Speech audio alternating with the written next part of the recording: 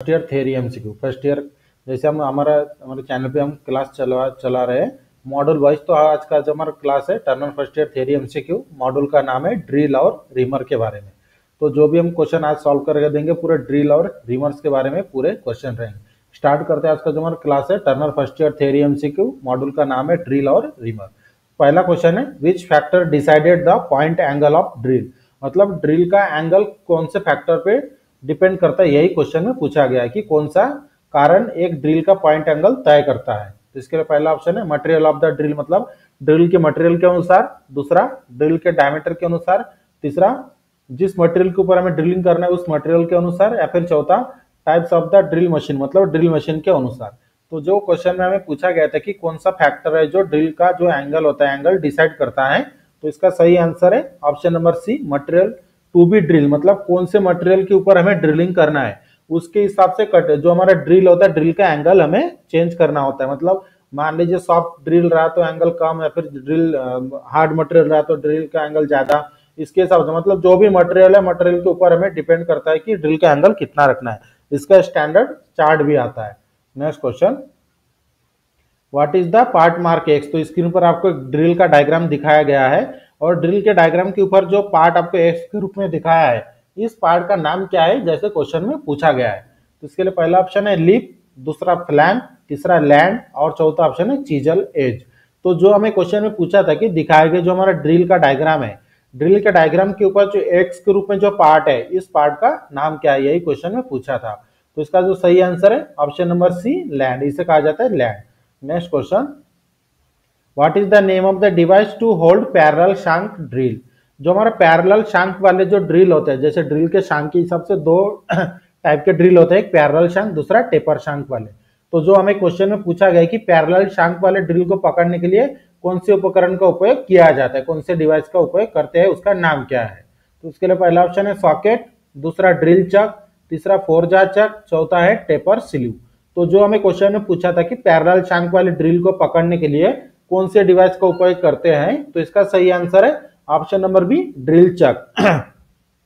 क्योंकि जो हमारा ड्रिल होता है पैरेलल शांक वाले ड्रिल जो भी होते हैं वो 13 mm तक होते हैं और 13 mm तक की ड्रिल को ड्रिल चक में हम बांध सकते हैं पैरेलल शांक, और पैरेलल शांक वाले ड्रिल ही 13 mm तक होते हैं। Next question, what is the point angle of twist drill for general purpose work. सामान्य उद्देश्य के लिए ट्विस्ट ड्रिल का एंगल कितना होता है, जो क्वेश्चन में पूछा गया है। तो इसके लिए पहला ऑप्शन है 108 डिग्री, दूसरा 118 डिग्री, तीसरा 120 डिग्री और चौथा ऑप्शन है 181 डिग्री। तो जैसे क्वेश्चन में क्या पूछा गया था कि जो सामान्य उद्देश्य के लिए जो ट्विस्ट ड्रिल का आकार एंगल होता है वो कितना होता है, यही क्वेश्चन में पूछा गया था। तो इसका सही आंसर है ऑप्शन नंबर बी, 118 डिग्री। क्योंकि जनरली अगर क्वेश्चन में ऐसा पूछता था कि ट्विस्ट ड्रिल का एंगल कितना होता है तो ट्विस्ट ड्रिल का एंगल हम बताते कि 118 डिग्री, तो उसी क्वेश्चन को थोड़ा अलग से पूछा गया है सिर्फ आपको कंफ्यूज करने के लिए। Next question, which part of the drill is used for measuring the drill diameter.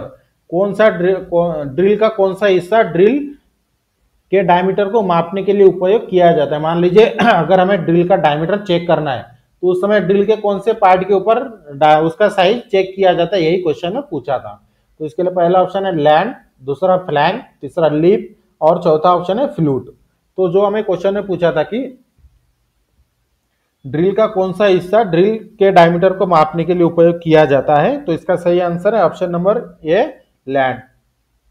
Next question, which material is used for making a drill. कौन से मटेरियल का उपयोग किया जाता है ड्रिल को बनाने के लिए निम्नलिखित में से। तो इसके लिए पहला ऑप्शन है कास्ट आयरन, दूसरा माइल्ड स्टील, तीसरा रॉट आयरन, चौथा हाई स्पीड स्टील। तो जो हमें क्वेश्चन में पूछा था कि कौन से मटेरियल ड्रिल बनाने के लिए उपयोग की जाती है, तो इसका सही आंसर है option number D, high speed steel. कभी भी आपने ऐसा क्वेश्चन पूछे होंगे तो आपने देखा है कि ड्रिल का मटेरियल क्या होता है, तो ड्रिल का मटेरियल होता है high speed steel. Next question, what is the maximum size of parallel shank twist drill. Parallel shank twist drill का सबसे अधिकतम आकार क्या होता है, जो क्वेश्चन में पूछा गया है। तो इसके पहले हमने 2-3 क्वेश्चन पहले आपको समझा के बताया था, वही क्वेश्चन आपको पूछा गया है। इसके लिए पहला ऑप्शन है 10 मिलीमीटर, दूसरा 11 मिलीमीटर, तीसरा 12 मिलीमीटर और चौथा ऑप्शन है 13 मिलीमीटर। तो जो हमें क्वेश्चन में पूछा था कि पैरेलल शांक ट्विस्ट ड्रिल का जो मैक्सिमम डायमीटर होता है उसका कितना होता है साइज, तो इसका सही आंसर है ऑप्शन नंबर डी 13 मिलीमीटर। जो हमारे पैरेलल शांक ट्विस्ट ड्रिल होते हैं उसका सबसे बड़ा डायमीटर कितना 13 मिलीमीटर का अवेलेबल होते हैं। Next question, what is the maximum size of drill that can be held in a sensitive drilling machine. Sensitive drilling machine में सबसे कितने से ड्रिल का अधिकतम आकार हो सकता है, मतलब इन निम्नलिखित में से आपको क्या चॉइस करना है। जो हमारा सेंसिटिव ड्रिलिंग मशीन होते हैं उसमें सबसे बड़ा साइज का ड्रिल कितने मिलीमीटर का लगाया जा सकता है, यही क्वेश्चन में पूछा गया है। तो इसके लिए पहला ऑप्शन है 10 मिलीमीटर, दूसरा ऑप्शन है 12.5 मिलीमीटर, तीसरा ऑप्शन है 15 मिलीमीटर और चौथा ऑप्शन है 20 मिलीमीटर। तो जो हमें क्वेश्चन में पूछा था कि सेंसिटिव ड्रिल मशीन में हम सबसे बड़े साइज का कितने डायमीटर का ड्रिल को हम होल्ड कर सकते हैं, तो इसका सही आंसर है option number B 12.5 millimetre. Next question, which drilling machine is capable of drill up to 12.5 millimetre diameter. कौन सी ड्रिलिंग मशीन 12.5 मिलीमीटर तक ड्रिलिंग कर सकती है, जो क्वेश्चन में पूछा है। इसके लिए पहला ऑप्शन है पिलर ड्रिलिंग मशीन, दूसरा है रेडियल ड्रिलिंग मशीन, तीसरा कॉलम ड्रिलिंग मशीन, चौथा ऑप्शन है सेंसिटिव ड्रिलिंग मशीन। तो जो क्वेश्चन में हमें क्या पूछा गया था कि which drilling machine is capable of drilling up to 12.5 millimetre diameter. कौन सी ड्रिलिंग मशीन 12.5 मिलीमीटर तक ड्रिलिंग कर सकती है, तो इसका सही आंसर है option number D sensitive drilling machine. Next question, which material is used for making the tap. कौन से मटेरियल के सहायता से टैप को बनाया जाता है, तो इसके लिए पहला ऑप्शन कास्ट आयरन, दूसरा माइल्ड स्टील, तीसरा हाई स्पीड स्टील और चौथा है एल्यूमिनियम अलॉय। तो जो क्वेश्चन में हमें पूछा गया था कि टैप को बनाने के लिए कौन से मटेरियल का उपयोग किया जाता है, तो इसका सही आंसर है option number C high speed steel. Next question, what is the name of the part X. तो आपको जो क्वेश्चन में पूछा गया है कि डायग्राम में जो स्क्रीन पर आप देख सकते हैं जो डायग्राम है एक रिमर का, इस रिमर के ऊपर जो एक्स के रूप में जो आपको दिखाया गया इसका नाम क्या है इस पार्ट का, यही क्वेश्चन ने पूछा है। तो इसके लिए पहला ऑप्शन है रिसेस, दूसरा विवेल लीड, तीसरा टेपर लीड और चौथा ऑप्शन है सर्कुलर लैंड। तो जो हमें क्वेश्चन ने पूछा था कि दिखाए गए रिमर के डायग्राम में एक्स के रूप में जो पार्ट है इस पार्ट का नाम क्या है, तो इसका आंसर है option number D circular land. Next question, what is the name of the part mark X. तो आपको फिर से एक रिमर का डायग्राम दिखाया गया है, तो इस रिमर के डायग्राम के ऊपर जो आपको एक्स के रूप में जो पार्ट आपको दिखाया गया है इस पार्ट का नाम हमें पहचानना है। तो इसके लिए पहला ऑप्शन है रेक एंगल, दूसरा है हेलिक्स एंगल, तीसरा विवेल लीड एंगल और चौथा ऑप्शन है टेपर लीड एंगल। तो जो क्वेश्चन में हमें पूछा गया था कि स्क्रीन पर दिखाए गए रिमर के डायग्राम में एक्स के रूप में जो पार्ट आपको दिखाया है इस पार्ट का नाम क्या है, तो इसका सही आंसर है option number D taper lead angle. ये जो आपको सामने से दिखाया गया है इसे कहा जाता है टेपर लीड एंगल। हर एक इसका जैसे टैप का जैसे टैप के सेट में 3 टैप होते हैं तो तीनों टैप का टेपर लीड एंगल अलग अलग होता है, उसी तरह से जो हमारा रिमर है रिमर का भी टेपर लीड एंगल अलग अलग होता है और जो सामने से जो टेपर होते हैं उसे ही टेपर लीड एंगल कहते हैं। Next question, what is the name of the part mark X. तो स्क्रीन पर फिर से आपको एक डायग्राम दिखाया गया है जिसमें आपको रिमर का डायग्राम दिखाया है, तो इसमें एक्स के रूप में जो पार्ट आपको दिखा है इस पार्ट का नाम हमें पहचानना है। तो इसके लिए पहला ऑप्शन है टेपर लीड एंगल, दूसरा साइड कटिंग एंगल, तीसरा विवेल लीड एंगल और चौथा ऑप्शन है हेलिक्स एंगल। तो जो क्वेश्चन में हमें पूछा गया था कि स्क्रीन पर दिखाए गए रिमर के डायग्राम में एक्स के रूप में जो एंगल आपको दिखाया है इस एंगल का नाम क्या है, तो इसका सही आंसर है option number C bevel lead angle. Next question, what is the name of the part mark X. तो इसके ऊपर फिर से आपको एक रिमर का डायग्राम दिखाया है जिसमें एक्स के रूप में इस पार्ट को दिखाया है, तो इस पार्ट का नाम हमें पहचानना है। तो इसके लिए पहला ऑप्शन है विवेल लीड, दूसरा टेपर लीड, तीसरा लेंथ ऑफ स्क्वायर, चौथा ऑप्शन है विवेल लीड लेंथ। तो जो हमें क्वेश्चन में पूछा था कि स्क्रीन पर दिखाया गया है जो एक्स के रूप में पार्ट है उस पार्ट का नाम क्या है, तो इसका आंसर है option number B taper lead. तो इसके पहले भी आपको यही क्वेश्चन पूछा गया था लेकिन एंगल अलग तरीके से दिखाया था, इसमें एंगल आपको अलग तरीके से दिखाया गया है लेकिन है वही part. Next question, which portion of the reamer is reduce in diameter below the cutting edge. Cutting edge के नीचे रिमर का कौन सा भाग डायमीटर में कम हो जाता है, जैसे क्वेश्चन में पूछा गया है। तो इसके लिए पहला ऑप्शन है बॉडी, दूसरा है रिसेस, तीसरा शांक और चौथा ऑप्शन है विवेल लीड। तो जो हमें क्वेश्चन में क्या पूछा गया था कि कटिंग एज के नीचे रीमर का कौन सा भाग है जो डायमीटर में कम हो जाता है, तो इसका सही आंसर है option number B, recess. Next question, what is the name of the lubrication method. तो आपको स्क्रीन पर एक लुब्रिकेशन मेथड का डायग्राम दिखाया गया है, तो इसका नाम हमें पहचानना है कि ये कौन से टाइप का लुब्रिकेशन मेथड है। तो इसके लिए पहला ऑप्शन है ऑयल पंप, दूसरा फोर्स फीड, तीसरा ग्रेविटी फीड और चौथा स्प्लैश लुब्रिकेशन। तो जो हमें क्वेश्चन में पूछा गया था कि स्क्रीन पर दिखाए गए जो लुब्रिकेशन मेथड है, लुब्रिकेशन मेथड का नाम क्या है, तो इसका सही आंसर है option number D, splash lubrication. Splash lubrication किस तरह से पहचानना है कि स्प्लैश लुब्रिकेशन में सबसे पहले आपको यह पता होना चाहिए कि कौन कौन से मेथड आते हैं स्प्लैश लुब्रिकेशन में, कौन कौन सा, जैसे रिंग लुब्रिकेटर आता है और दूसरा भी आता है, जैसे ये हमारा रिंग लुब्रिकेटर है। ये जो आपको रिंग दिखाई दे रहा है ये रिंग होता है और नीचे ऑयल होता है। जब ये रोटेट होता है तो ये रिंग के सहायता से ऊपर में ऑयलिंग किया जाता है। Next question, what is the name of the lubrication. तो यहाँ पर आपको एक डायग्राम दिखाया गया है लुब्रिकेशन का, इसका नाम हमें पहचानना है कि इसका नाम क्या है। तो इसके लिए पहला ऑप्शन है ऑयल पंप मेथड, दूसरा वीक फीड मेथड, तीसरा फोर्स फीड सिस्टम और चौथा स्प्लैश लुब्रिकेशन सिस्टम। तो जो हमें क्वेश्चन में पूछा था कि इसके ऊपर दिखाए गए लुब्रिकेशन का नाम क्या है, तो इसका सही आंसर है option number B, wick feed method. ये हमारा होता है वीक फीड मेथड, इसका सही नाम है ऑयल पंप है ये। लेकिन ये लुब्रिकेशन सिस्टम जो हमारा होता है लुब्रिकेशन का, तो ये हमारा वीक फीड मेथड में आता है। Next question, what is the name of the lubrication. तो स्क्रीन पर आपको एक लुब्रिकेशन का नाम दिखाया गया है, तो इसका हमें पहचानना है कि ये कौन से टाइप का, ये इसे क्या कहते हैं। तो इसके लिए पहला ऑप्शन है ऑयल कप, दूसरा वीक फीड, तीसरा स्प्लैश लुब्रिकेशन और चौथा मैनुअल स्क्रू डाउन ग्रीसर। तो जो हमें क्वेश्चन में पूछा था कि name of the what is the name of the lubrication, इस लुब्रिकेशन का नाम क्या है, तो इसका जो सही आंसर है ऑप्शन नंबर ये ऑयल कप। ये जो आपको दिखाई दे रहा है ये ऑयल कप है जो मशीन के ज्यादातर गियर बॉक्स वगैरह के ऊपर लगा होता है। Next question, what is the name of the lubricator. ये लुब्रिकेटर का नाम क्या है जो आपको स्क्रीन पर दिखाया गया है। तो इसके लिए पहला ऑप्शन है ऑयल कप, ऑयल कैन, दूसरा ग्रीस गन, तीसरा ग्रीस कप और चौथा ऑप्शन है स्टाफर स्क्रू डाउन ग्रीसर। तो जो क्वेश्चन में पूछा गया था कि इस लुब्रिकेटर का नाम क्या है, तो इसका सही आंसर है option number B, grease gun. Next question, what is the name of the lubricating system. तो आपको एक लुब्रिकेटिंग सिस्टम का डायग्राम दिखाया गया है, तो इस लुब्रिकेशन सिस्टम का नाम हमें पहचानना है कि इसका नाम क्या है। तो इसके लिए पहला ऑप्शन है हैंड प्रेशर फीड, दूसरा ग्रेविटी फीड, तीसरा स्प्लैश मेथड, चौथा पावर प्रेशर फीड। तो जो हमें क्वेश्चन में पूछा था कि लुब्रिकेटिंग सिस्टम का नाम क्या है, तो इसका सही नाम है ऑप्शन नंबर ए, हैंड प्रेशर फीड। ये जो आपको दिखाई दे रहा है ये एक हैंडल होता है, इससे जब हम प्रेस करते हैं तो इसके सहायता से प्रेस करने के बाद बाकी के प्रेशर से ही ये लुब्रिकेशन होता है। Next question, which coolant oil is not diluted, मतलब कौन सा कूलेंट ऑयल पतला नहीं होता है। तो इसके लिए पहला ऑप्शन ब्लेंडेड ऑयल, दूसरा फैटी ऑयल, तीसरा स्ट्रेट मिनरल ऑयल, चौथा सॉल्यूबल ऑयल। तो जो हमें क्वेश्चन में पूछा था कि कौन सा कूलेंट ऑयल पतला नहीं होता है, तो इसका आंसर है option number C, straight mineral oil.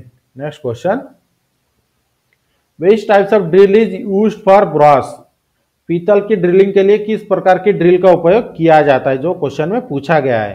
तो इसके लिए पहला ऑप्शन है क्विक हेलिक्स, दूसरा स्लो हेलिक्स, तीसरा स्टैंडर्ड हेलिक्स और चौथा ऑप्शन है स्टैंडर्ड हेलिक्स, स्ट्रेट हेलिक्स। तो जो हमें क्वेश्चन में पूछा था कि पीतल की ड्रिलिंग के लिए किस प्रकार की ड्रिल का उपयोग किया जाता है, तो इसका आंसर है option number B, slow helix.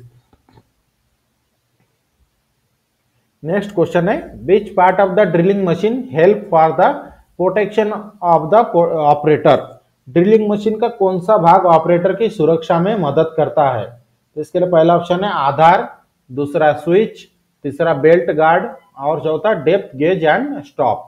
तो जो हमें क्वेश्चन में पूछा था कि ड्रिल मशीन का कौन सा भाग ऑपरेटर की सुरक्षा में मदद करता है, मतलब ड्रिलिंग मशीन में हम ड्रिलिंग करते समय ड्रिलिंग मशीन का कौन सा पार्ट है जो ऑपरेटर को सुरक्षित करता है, तो इसका सही आंसर है option number B belt guard. Belt guard जो होता है जिससे ऊपर में पुल्ली लगे होते हैं, पुल्ली के ऊपर बेल्ट लगा होता है, कंटिन्यू रोटेट करता है, तो उसके ऊपर जो गार्ड होता है तो हमें प्रोटेक्ट करता है। Next question, which drilling machine is use for light duty work.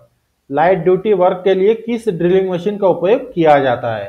तो उसके लिए पहला ऑप्शन है पिलर ड्रिलिंग मशीन, दूसरा रेडियल ड्रिलिंग मशीन, तीसरा कॉलम ड्रिलिंग मशीन, चौथा सेंसिटिव ड्रिलिंग मशीन। तो जो हमें क्वेश्चन में पूछा था कि कौन से ड्रिलिंग मशीन का उपयोग लाइट ड्यूटी वर्क के लिए किया जाता है, तो इसका सही आंसर है option number D sensitive drilling machine. Next question, what is the purpose of reducing speed bye 3/4 of turning while rhyming. तो जो क्वेश्चन में क्या पूछा गया था कि रिमिंग करते समय गति को 3/4 टर्निंग से कम करने का उद्देश्य क्या है। मतलब जो टर्निंग करते समय जो स्पीड हम रखते हैं उससे 3/4 स्पीड कम किया जाता है रिमिंग करते समय, तो इसका उद्देश्य क्या है? तो इसके लिए पहला ऑप्शन है टू गेट मैक्स फिनिश, मतलब अधिकतम फिनिश प्राप्त करने के लिए, दूसरा avoid breakage of the tool, मतलब टूल को टूटने से बचने के लिए, तीसरा ऑप्शन है टू रेड्यूस मैक्स मटेरियल, मतलब अधिकतम मटेरियल को कम करने के लिए, और चौथा ऑप्शन है to give less depth of cut, मतलब कट की गहराई कम देने के लिए। तो जो क्वेश्चन में हमें पूछा था कि रिमिंग करते समय हम गति को टर्निंग गति से 3/4 कम करते हैं, तो इसका उद्देश्य क्या है? तो इसका सही आंसर है option number be avoid breakage of the tool, मतलब जो हम रिमिंग करते समय रिमर यूज करते हैं उसे टूटने से बचाने के लिए हम टर्निंग करते समय जो स्पीड रखते हैं उससे 3/4 स्पीड कम रखते हैं। Next question, which tool is rotated in a clockwise direction both when cutting and when विथड्रॉलिंग।